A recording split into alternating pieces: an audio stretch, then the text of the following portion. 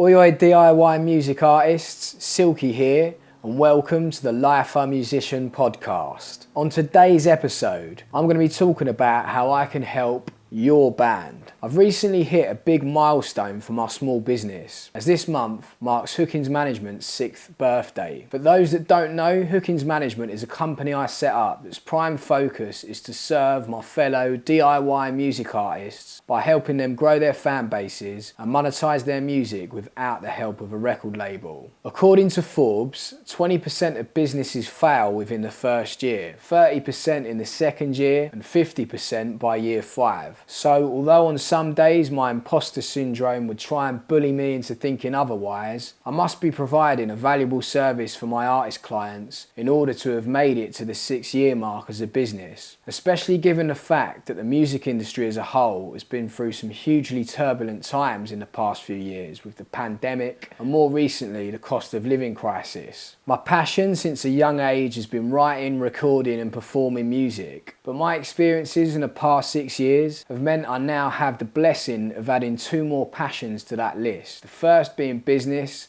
and the second being helping independent artists. It all started on the 24th of March 2018 when Dan Dodson from the band Block 33, who I didn't know at the time, slid into my Facebook DMs with a message asking how Dog P was building the momentum we were without a label and wanting advice for his own band. The message was a bit of a light bulb moment for me. Death of Guitar Pop was still in its infancy then. We'd been releasing music for about a year and a half at that point, but in that time we'd built great momentum for a DIY band on a shoestring budget. We'd raised over $5,000 from fans to crowdfund our debut album, packed out our debut headline show at London's Oslo venue. Our music videos were getting a huge amount of views, and we'd already been out to Germany to play one of the biggest ska events over there as special guest support to ska music legends Bad Manners. Plus our first year of summer festival bookings was looking healthy, securing good fees from the get-go. I suddenly realised that although I wasn't even remotely close to the Premier League of professional music artists out there, selling thousands of tickets, gaining millions of streams, high chart positions,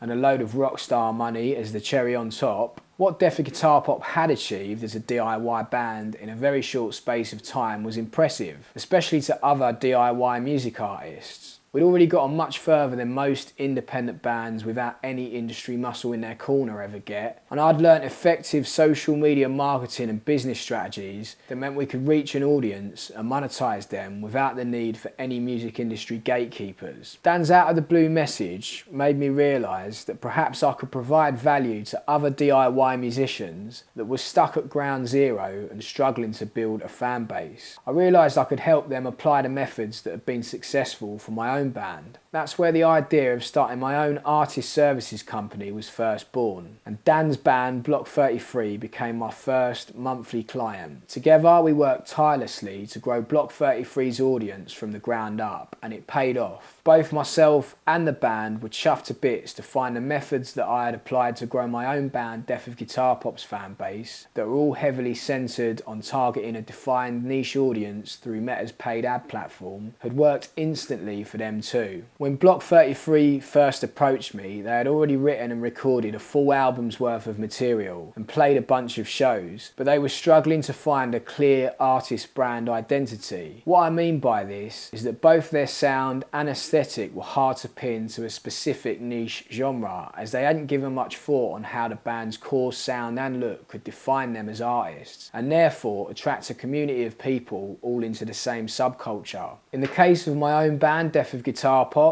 having a clear-cut vision for both the sound and the aesthetic of the band right from the start gave us clarity on what our genre is and who our potential audience were most likely going to be, and that was fans of two-tone style ska. Having this focus helped us understand exactly what sound we were going for in the studio, what look would best match the sound, what type of content to be making to promote the music, and which artists and genres to pick within the detailed targeting section of Meta Ads Manager when setting up our music video ad to reach people interested in our specific genre of music. Having all this sussed out in advance of our first single being released was key to building momentum quick, as once our first single and accompanying music video Rickety Old Train was out there, our paid Facebook ad worked instantly and we were quickly able to build a core base of super fans. Oi people, Silky here. I hope you're enjoying the episode. I just wanted to take a short break to tell you about a fantastic mastering service I recently used for my band Death of Guitar Pop's forthcoming album Be Lucky. Jake from Decent Mastering was a joy to work with from start to finish, and we're so happy with how the final masters of our songs are sounding. Jake is currently offering an incredibly fair pay what you want mastering service to all independent musicians. So if you're an unsigned artist that's on a budget, be sure to hit up Jake for a great service at an affordable rate. Check out decentmastering.com for more info. Whilst we're on the subject of extremely useful services for independent musicians, I've got to tell you about another great company that Death of Guitar Pop has had the pleasure in dealing with recently, and that's TMT Band Merch. These guys have supplied us outstanding quality merchandise at a very reasonable rate for events like our Australian tour, our big headline show at London's Electric Ballroom, and throughout festival season this summer, helping us serve our loyal fan base with pucker merchandise whilst making money as a DIY band in the process. TMT Band Merch understand budget can be tight for smaller artists and offer special discounted rates for DIY musicians. I have to say their customer service has been incredible and will continue to use them for the foreseeable future for all of Death of Guitar Pop's merch needs. If you want high quality band merch at a cheap price with fast turnaround times, go to tmtbandmerch.co.uk and tell them Silky sent ya. Now, let's get back to the podcast. When I first started working with Block 33, I picked up on a broad range of influences in both their sound and look. But the one I personally thought suited them the best was the mod look and sound that their singer and songwriter Dan in particular was heavily influenced by.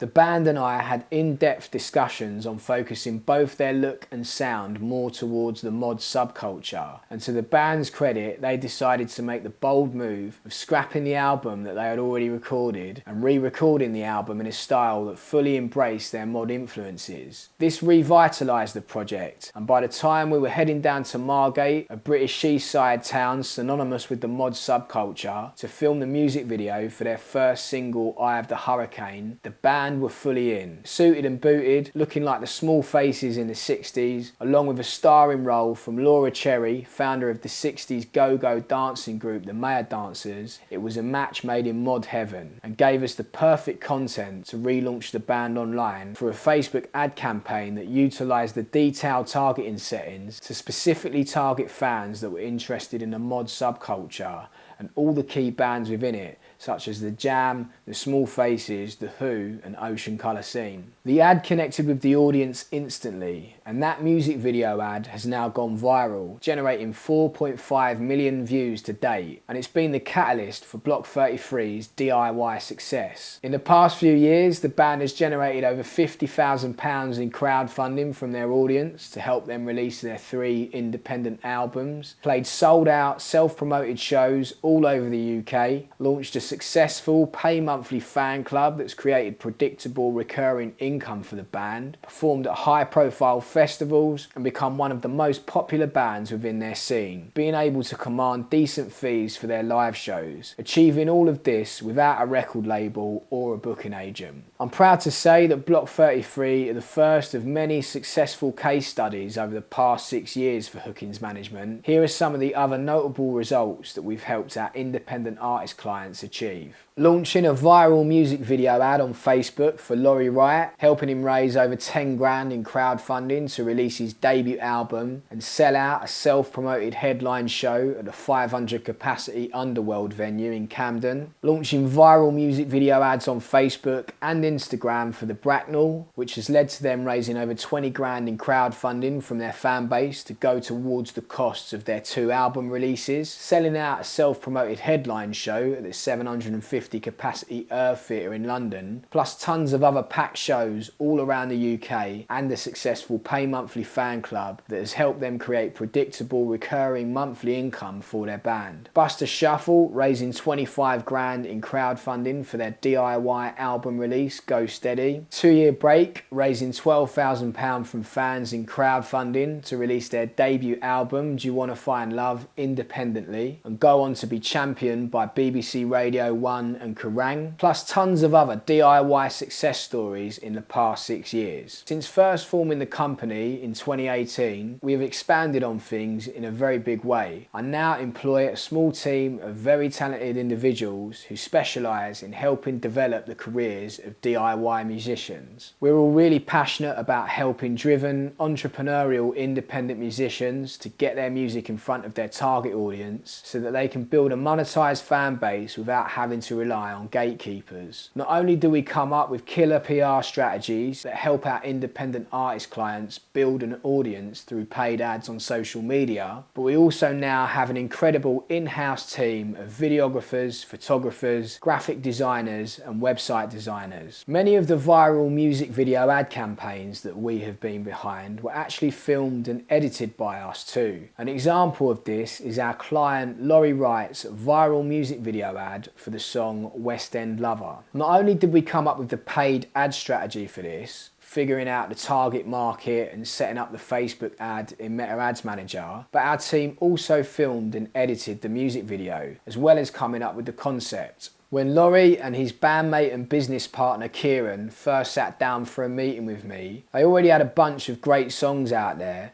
but were struggling to get them heard. Laurie is always out and about busking in the street with his band, and I had previously come across some raw footage on social media of the band performing their song West End Lover on the streets of Camden Town. In this captivating clip, Laurie is playing an amazing guitar solo as a load of people watch on in total awe of the band. I suggested that the band should release that song as a single, and we should go back to the same busking spot in Camden and capture some pro shot footage of a full live band busk for the music video. We did just that, and it captured the raucous energy and spirit of the band perfectly. The hard work put in by both the band and our team paid off. The music video now has 1.9 million views on Facebook and has been the springboard for the band's DIY success, which has seen them pack out venues all over the UK, with their biggest headline show to date at iconic London venue The Scala coming up later this year. To give you an idea of how much it cost the band to pay us to create the music video and launch this viral ad campaign, the rate for all our services is £48 per hour. The music video and photo shoot took 16 hours of labour time to film and edit. Our team also created the single artwork that took 2 hours, and it took me a total of 2 hours to set up the Facebook campaign. So all in all, 20 hours and a total of £960. An incredible music video, promo photos, single artwork and a viral ad campaign launched, all for under £1,000.